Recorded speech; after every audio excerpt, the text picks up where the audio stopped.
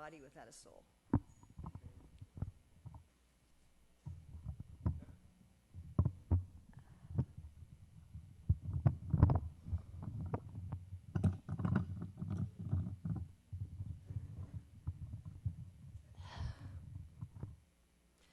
Jaya Radha Madhava Kunja Bihari.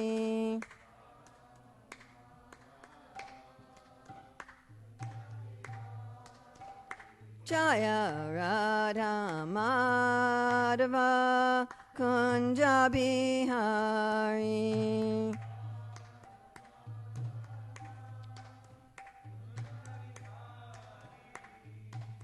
Gopi Jana Vallabha Girivaradari.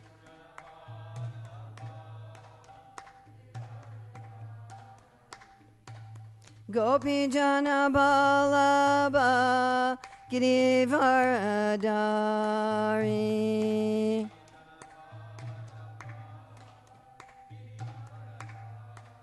Yasodanandana Braja Janaranjana. Jasodanandana Braja Janaranjana. Yamuna Tiravanachari. Yamuna Tiravanachari.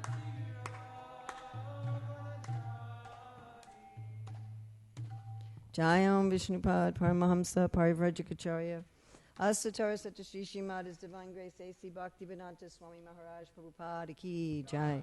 ISKCON Founder Acharya Srila Prabhupada Ki Jai. Anantakoti Vaishnava Vrinda Ki Jai. Namacharya Srila Haridas Thakur Ki Jai. Prem Shikaho Shri Krishna Chaitanya Prabhu Nityananda Shri Advaita Gadadhar Shivasati Gaur Bhaktivinoda Ki Jai. Shri Shri Radha Krishna Gopinath Shai Mukunda Radha Kunda Giri Govardhana Ki Jai. Vrindavan Dhama Ki Jai, Mathura Dhama Ki Jai, Navadvip Mayapur Dhama Ki Jai, Jagannath Puri Dhama Ki Jai, Gangamaya Jamuna Devi Ki Jai, Bhakti Devi Ki Jai, Tulsi Maharani Ki Jai, Samaveta Bhaktivinoda Ki Jai, Gaur Premanande. All glories to the assembled devotees. All glories to the assembled devotees. All glories to the assembled devotees. All glories to Sri Guru and Gauranga. All glories to Srila Prabhupada. Nama Om Vishnupadaya Krishna Prastaya Bhutale Srimati Bhaktivedanta Swami Niti Namane Namaste Saraswati Deve Gauravani Pacharane Nivasesa Sunyavadi Paskachade Satarane Vandeham Shri Guru Shri Yuta Padakamalam Shri Gurun Vaishnavamscha Shri Rupam Sagrajatam Sahagana Raganatham Vitam Sam Sajivam Sadvaitam Sadvadutam Parijana Sahita Krishna Chaitanya Devam Shri Radha Krishna Padam Sahagana Lalita Shri Vishakam Vitamscha Panchakalpachubhischa Kripasindhavye Bhattapatitanam Pavanevyo Vaishnavebhi Namo Namaha. Om Namo Bhagavate Vasudevaya. Om Namo Bhagavate Vasudevaya. Om Namo Bhagavate Vasudevaya. So it's August 10th, 2020, Hillsborough, North Carolina. And we've just been reading in the Bhagavatam, Canto 10, Chapter 19, about the story of Krishna swallowing the second forest fire. And I wrote a book on this story for children, and I put together a presentation, so I asked Bir Krishna Maharaj if I would be able to give that presentation today, which covers the whole Leela, instead of just reading a particular verse. And he very kindly agreed. And again, we want to thank Jagat Guru Prabhu for setting up this new system, so those of you on Mayapur TV can also see the presentation. All right.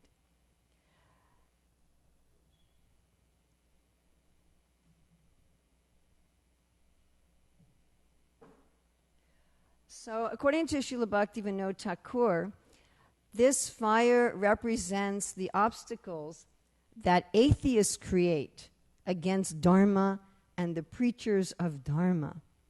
Yes, Maharaj has been talking about this a lot lately. Often he calls it stupid.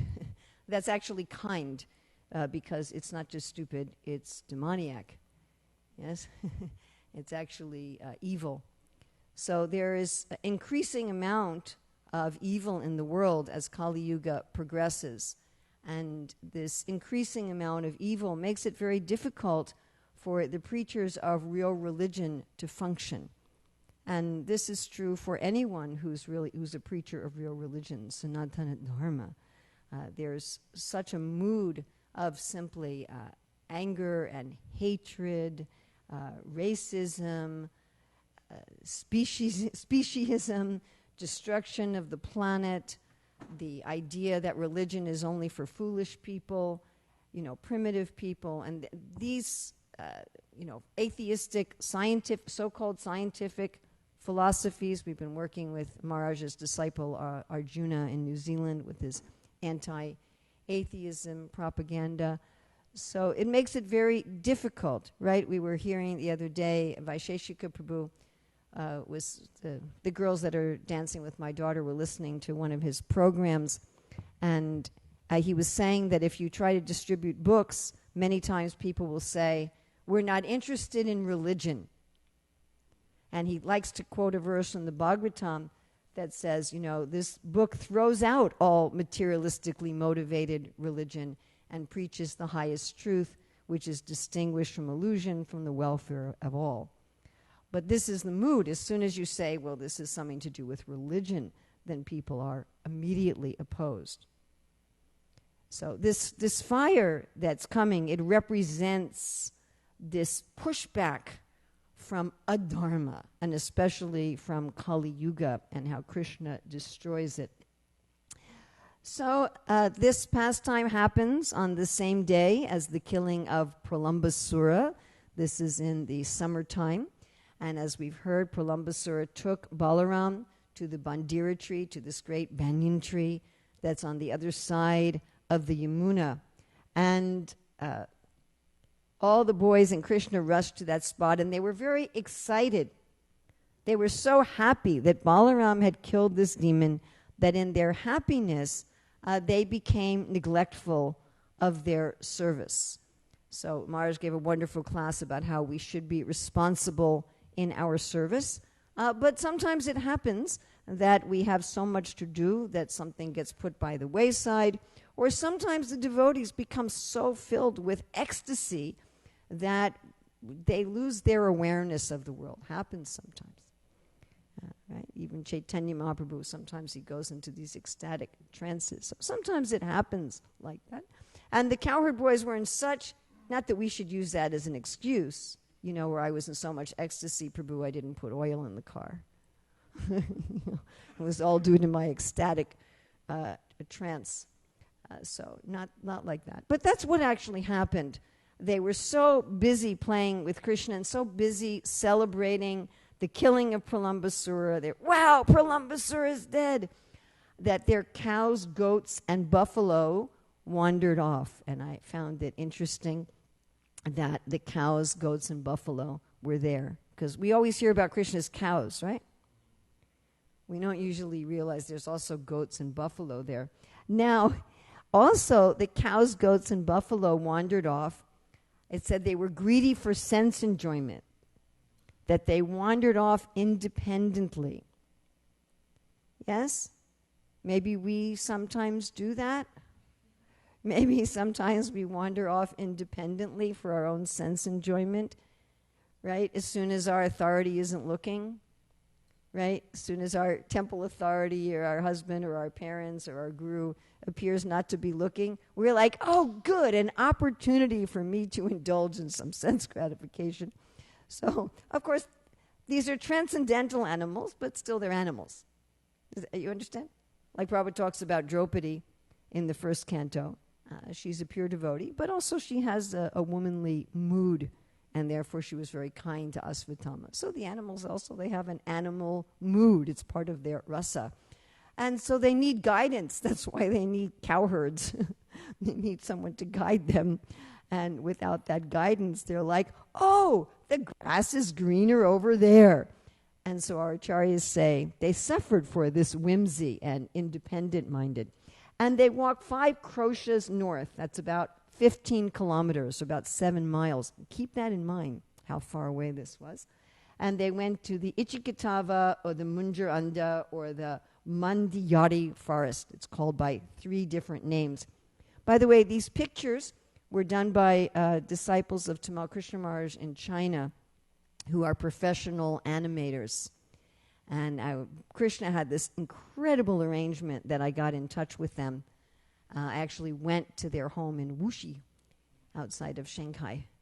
And they don't speak a word of English, like not hello, like not what is your name, nothing. And I worked with them for 3 days, like 10 hours a day, to get the sketches done for 250 illustrations. And then we had to work with them over the internet without language. So that was very fascinating how this got done. Then they got caught in some sharp canes, and they were feeling very thirsty, right? And Krishna Priya was speaking about this. How can the devotee suffer from thirst? One of the whips. But in Krishna's human-like lila, it's above liberation. So it's above just bodily, physical thirst. And these experiences all become part of rasa. But there's also an instruction for us here that if we act independently or whimsically and go looking for satisfaction out of the care of our authorities, then we become entangled and we simply experience distress. We think, I'm going to satisfy my desires separately from Krishna and Guru. I'm going to satisfy my desires separate from the shelter of Krishna. And instead of being satisfied, they thought, well, I'm going to find some nice grass. They simply got stuck and they were suffering. And this is exactly what happens to us. It's not only that our authorities need to be attentive to take care of us, but we also need to be attentive to stay under their shelter. You know, that's also on our part. You can't protect somebody who doesn't allow themselves to be protected. So we have to allow, our parents or our husband or our guru or whoever is taking care of us, we have to allow them to take care of us. We have to allow them to give us instructions. We have to allow them to guide us, even when it may not be so pleasing for our senses, because otherwise we get stuck. So meanwhile, back at the banyan tree, the boys all of a sudden realize, oops, that ever happened to us? We're supposed to be responsible for something. We're supposed to take care of something. And we go, oops. Aren't we having a meeting today at 10 o'clock? Oops. Weren't you supposed to come and cook the offering? Oops. You said you'd write that letter. Oops. Right? So the Cowher boys went, oops. And they felt remorse at having neglected their livelihood. Now, we could have a whole long discussion here about Varnashram and how the children were trained in a livelihood from a very young age. Now, if you say that today, people will go, child labor. But what I found is if you say to people that from a young age, children should be engaged in meaningful service. They shouldn't be engaged simply in just, playing. They should be engaged in meaningful service. And children like to do meaningful service. In fact, they're always imitating the meaningful activities of adults. The only reason this went out of fashion was the Industrial Revolution, where all of a sudden, instead of children learning how to weave rugs or take care of animals, or they were in the factories. And so therefore they said, all right, compulsory education for everybody. Now, why did they have this compulsory education for everybody? Well, one, the children's work in the factory was dangerous. So instead of doing something natural like taking care of the animals or helping in the fields or weaving rugs, they were getting their fingers cut off in the machines, and they were out of the sunlight for 12 hours a day. But it wasn't mostly compassion. The main reason that compulsory education was instituted was that the children were taking the jobs away from the adults in the industrialized society, and you could pay the children, 1/4 the amount you could pay an adult. And so it was to save the jobs of the adults that the children were then herded into schools. And I don't want to talk about this for too long. But then what was also happening is that the Industrial Revolution, people became crowded into cities. So instead of a one-room schoolhouse with 15 kids or 25 kids, all of a sudden you had 500 kids or 2,000 kids. And then the people who had developed the factories, they said, let's apply the principle of a factory to a school. These people were not educators, they were not psychologists, they were not sociologists. They did not come up with that system for the benefit of societies or families or the children. They said, let's separate the kids by grade, according to age, and everyone has to do the same thing at the same time, and when they finish that, they progress to the next grade, and we're going to house them until they're 16. In a traditional school, all ages were taught together. There was a certain thing you were supposed to learn, and when you finished that thing, it didn't matter if you were 8 or 12 or 15, you graduated. And your education was practical. It wasn't a bunch of theoretical stuff that you never used. How much theoretical stuff that we've never used did we have to suffer through in school? What percentage of our schooling would you say was theoretical stuff that we've never, ever used? Something like that, yeah. Like I really use the quadratic equation a lot, like 10 times a day, right? So there's the education was very practical. If you look at the education that Krishna and Balaram received once they went to Mathura, wow, who wouldn't want to go to that school? You can learn to play musical instruments underwater. Isn't that cool? And make flower airplanes. Whenever anybody says, we have a traditional Gurukul, I said, oh, really? Where's the flower airplanes? But the idea was that the children did get an education, but their education was practical. Now we're moving to this practical, hands-on, project-based education. Well, what's more hands-on, project-based than taking care of the animals? So the boys were contributing to the family's livelihood. And it wasn't just a school project where you do a project and you show your parents and they go, yeah, and then they wonder how they can get rid of it without hurting your feelings. It wasn't like that, but these were real things. And we see that when our children are engaged in meaningful service from a young age, they feel that they're part of the movement because they are part of the movement. So when we engage the children in decorating the temple for Janmashtami, when we engage the children in creating the entertainment for Janmashtami, and one of the great opulences of this temple, one of the things that made us come to this temple back in 1990, and one of the things that allowed us to stay in this temple through ups and downs and backwards and forwards, was that Bir Krishna Swami, Krishna Priya, had this mood of welcoming the children and engaging them in meaningful, real service. I mean, it was just such a breath of fresh air and something that should be emulated all over the societies. Anyway, the kids were like, man, we really blew it. Where's our animals? Now, the Acharyas say that Krishna and Balaram didn't feel this way. Sridhar Swami says that Krishna and Balaram had arranged for the cows and goats and buffalo to wander off because they wanted to experience a new pastime. And Sanatana and Jiva Goswami says that all of them were acting out of great love for the cows. And this is another thing we could talk about for a long time. We don't need to motivate ourselves by guilt and fear. We could motivate ourselves by love. So it's not that the boys were being motivated by guilt and fear. They were being motivated by love. And being motivated by love is what distinguishes all these spiritual rasas, all these intense emotions from our material emotions. So they couldn't find their animals. Now they had to cross the Yamuna. They had crossed the Yamuna to get there. And they searched by looking at the hoof prints and the eaten grass, the bent grass and the eaten grass. And as we mentioned the other day, this was unusual because generally the grass grows right back up. Then Krishna called the cows by name with a voice like a thundering cloud and with love. And Sanatana Goswami says this is Krishna's Sankirtan. You know how Mahaprabhu was saying the names of the gopis and then he got in trouble and so he took sannyas? When Krishna does Sankirtan, he says the names of his cows and goats and buffaloes. So I don't know about any of you, but I'm like, maybe I could be qualified to be a buffalo. Everything like that. I'm not really qualified to enter Krishna's pastimes. I'd never come up to the level of a cow. But, even if I'm just a goat, Krishna's going to call me by name. And Krishna knows each of our names.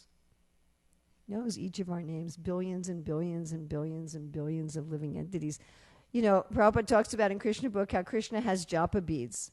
You know that? Krishna has japa beads? What are they made out of?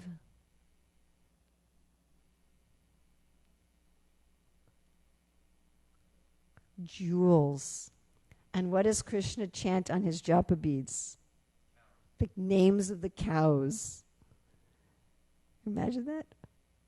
Krishna's chanting the names of the cows on his japa beads, and he's calling the names of now he's just a little boy here, but still he has this great voice.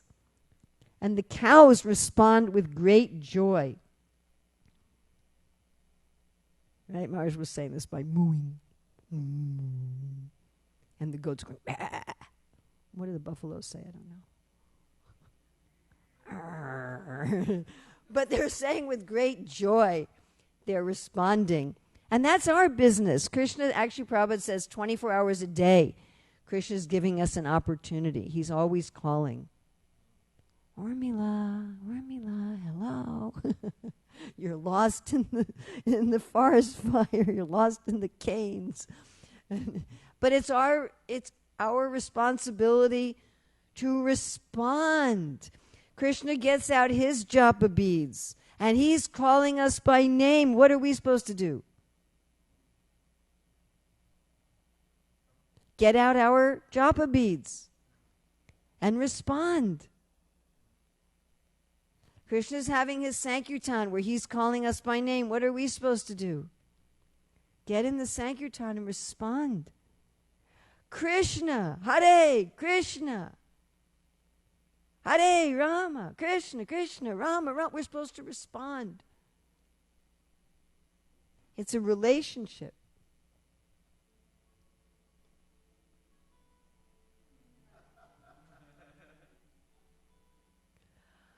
Krishna and Balaram and all the cows were so happy.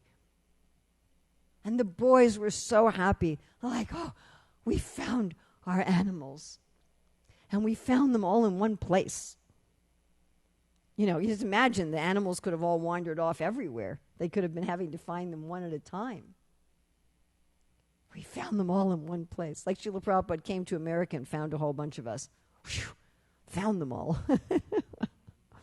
And they were so happy, and they start walking back. Yay, we found our animals. We're walking back. Oops. Does this happen to us too? Right? Yay, everything's done. Everything's going great. Everything's wonderful with my service. All my problems have been solved. Whoops.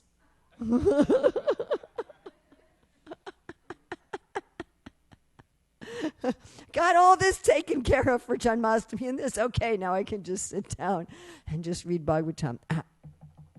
Excuse me, we have a problem. And so the fire comes from behind them. And they feel the heat of the fire. Remember, this is the summer season. And the way it works in India, it basically just rains once a year. So this is right at the end of the summer. It's the driest time. So this is when you're most likely to get fires. So they start feeling the heat from the fire. And then the fire surrounds them in 8 directions with the wind carrying it like a chariot driver. The flames were like meteors, which reminded me of Kalki, Dhumaketamiva, Kimapi Karalam. Jayadev Goswami says that Kalki comes like a comet. But in this case, it was the fire, the demon fire. And Sanatana Goswami says the fire is a demon friend of Kamsa, or the fire wanted to associate with Krishna. And the boys prayed like one afraid of death, as if they were afraid of death. Now this shows they weren't afraid of death. They were afraid of separation from Krishna. And again, they had love for the animals. They were dependent on Krishna. Krishna will save us and Balaram will help. So first they asked Krishna and Balaram together, then they just asked Krishna because they have special affection for Krishna.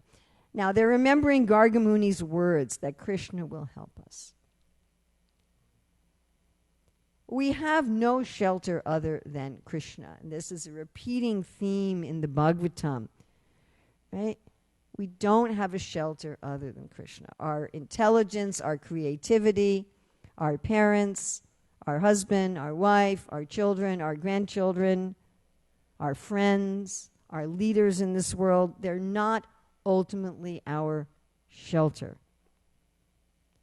Only Krishna can save us. And even Krishna's intimate friends, they're not thinking Krishna's going to save me because he's God and he's all powerful. They're like, Krishna's going to save us because he's so wonderful and he loves us. So then Krishna tells the boys, close your eyes. Now often Krishna says this to us too. Just trust. But there's a fire. Just trust. But there's a fire. Just trust. Yesterday we were telling the Janmashtami story, and now Krishna tells the demigods, I'm coming through the heart of Lord Brahma, I'm coming. And it took 49 years before he killed Kamsa. You know, Vasudeva and Devaki, they have this benediction that their 8th child will kill Kamsa, and there they are in prison for 8 years, with their children being killed one after another. Just trust. So close your eyes. Is that a normal thing to tell somebody in a fire? Right? So I've been in a couple of kitchen fires. In Gita Nagar, I used to cook 10 chapatis at a time, and I had 3 big flames going. And the kitchen was so hot, I didn't actually feel the heat of the fire. This part of my sari caught fire. I didn't feel the heat because the kitchen was already so hot. All of a sudden, I noticed there was this huge 3-foot flame behind me. So I didn't close my eyes. I'm like, oh yeah, stop, drop, roll. Right? So I stopped, dropped, rolled, and there was a big pot. It was midday. There was a big pot of apple chutney left from the Sunday feast that they were going to serve out for the Monday lunch, and there was a big pot of whey because we had made paneer. So the devotees saw I was on fire, and one of them threw the pot of apple chutney on me, and one of them threw the pot of whey on me. But I definitely didn't close my eyes. Nobody said, close your eyes. You know, so thankfully, I didn't get injured. So as Krishna Priya was saying yesterday, that the boys, when Krishna said this, they thought, oh, he knows some mantras. He has some herbs, some jewels he's going to use, and he doesn't want us to see them because if we see them, they'll lose their efficacy. You know, so they thought, all right, we'll cooperate. So they closed their eyes. Then Krishna swallows the fire. So why does he do this? So our acharyas say he does this to show Brahma and others his love for his friends. Also because he was thirsty for it. Vishwanath says nothing happens without his desire. He was thirsty for fire. Like he's thirsty for fire? A lot of times people are thirsty for fire. I mean, I don't like cayenne and red peppers at all. It's not good for my particular Northern European body. But I know a lot of people who really are thirsty for fire. You know, if there's no chilies in something, they're like, this isn't even food. No taste. They say no taste. And I'm like, what? You know, there's other flavors besides. Anyway. But so Krishna was thirsty for fire. Now, the acharyas also say that the devotees can't bear to think of Krishna swallowing a fire. And that's one reason that Krishna told the boys to close their eyes, because he thought, if the boys see me swallowing this fire, they're going to get all upset and they're going to run to try to stop me. So I have to do this, privately. And so also sometimes it's said that Yogamaya turned the fire into a cooling drink. Or sometimes it says the fire was afraid of Krishna. So the fire became a cooling drink because all of a sudden it got scared.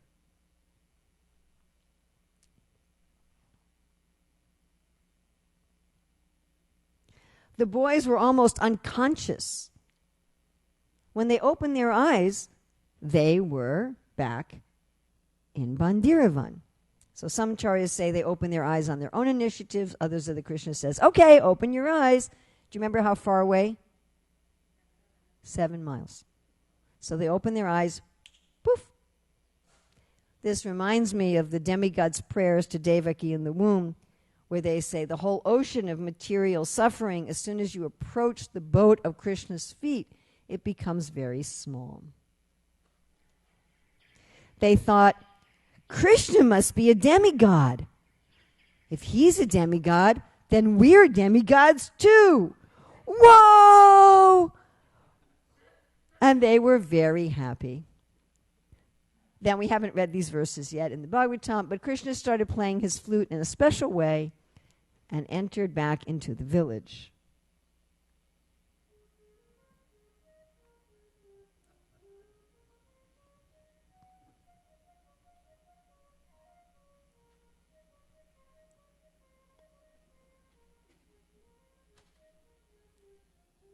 And he comes back to the village to remove the great separation of the gopis. And then the boys told Nanda, Yasoda, etc., how they were saved from the fire and how Pralamba was killed. And everybody increased in their affection, and then the rainy season begins. And I'm going to skip these. This is part of another presentation, so I'm going to skip that.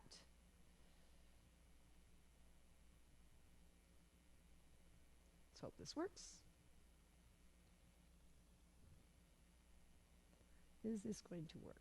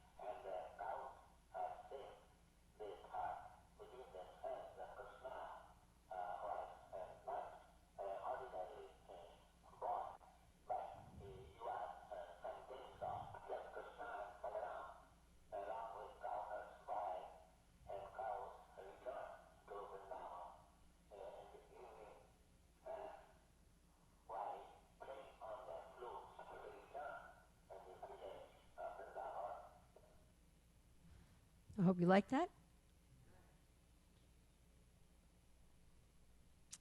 So thank you very much. We have a little time for questions, comments.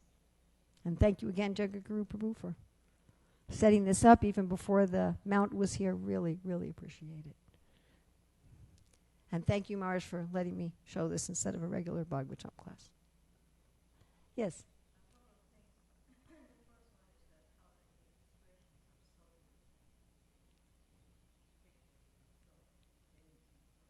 Yeah, the artists are very wonderful, wonderful devotees, very inspired people.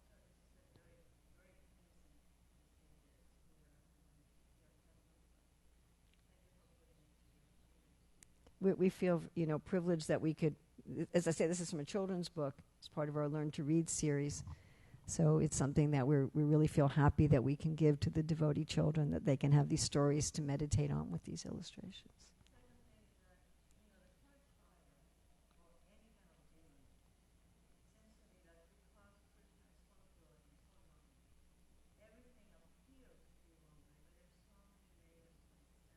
Yes, many layers.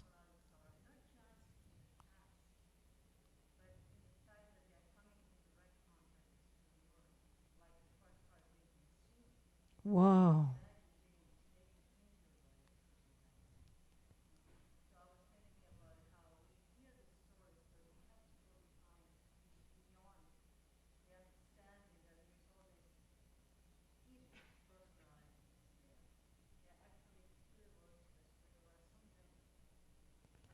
Yes.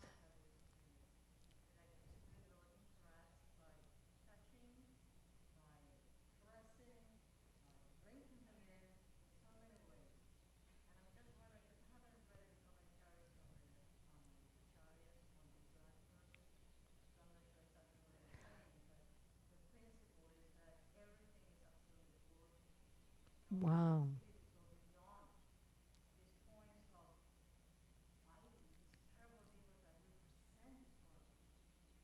So those of you on the internet who couldn't hear Rudrani, she was talking about how that this fire also must be some kind of a great devotee that goes into Krishna's body, that he's drinking the fire, and that these pastimes are happening on so many levels. That's what's said about Aghasura, how the yogis meditate for so long to see Krishna within, but with Aghasura, Krishna actually entered. He actually went into his, and therefore Aghasura ended up becoming liberated. And at first he merges into Krishna's body, but then he's going to Vaikuntha in an airplane, and Lord Brahma sees him. Lord Brahma and the demigods see Aghasura going to Vaikuntha in a Vaikuntha airplane. They're like, what? And that was why Lord Brahma came and was watching and stole the boys and the calves.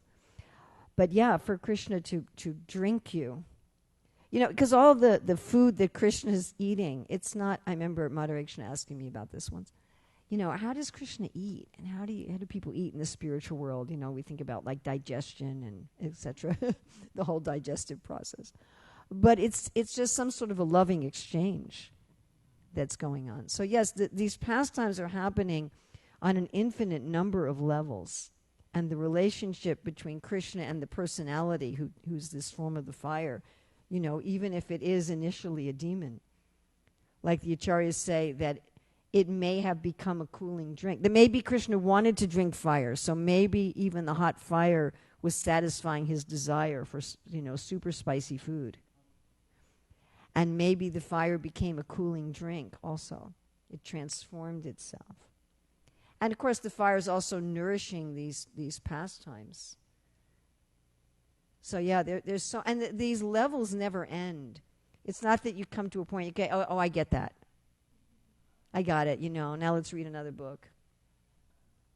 Yes. Thank you.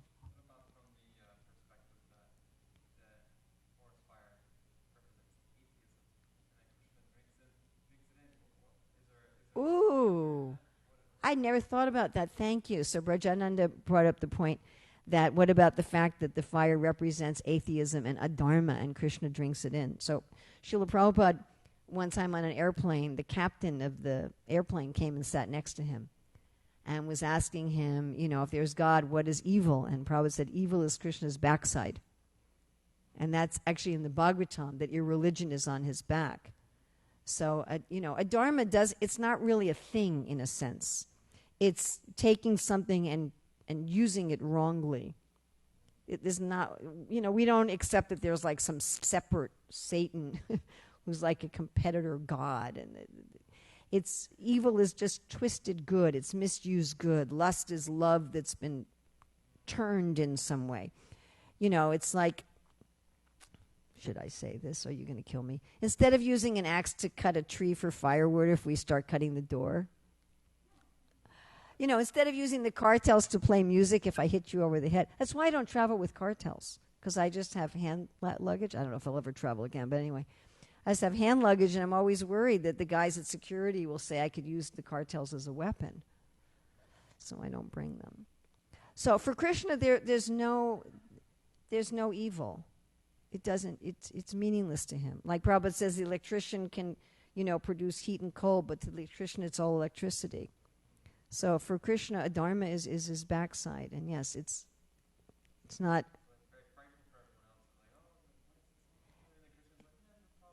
Yeah. Isn't that nice? Krishna just like, no problem. Actually, in this book that Kamalasita and I have written, that BBT Africa hopefully is going to publish by the end of this year, and we're talking about the universal form. And, even like things like envy and death, like they're part of the anus of the universal form. So Krishna swallows them and he excretes them. But, when in this world, the things that are excreted, they fertilize the soil and turn back into life. Prabhupada says the scientists aren't even good at destroying things. Right? So even Krishna's destruction is auspicious. Thank you for that wonderful comment. Hare Krishna.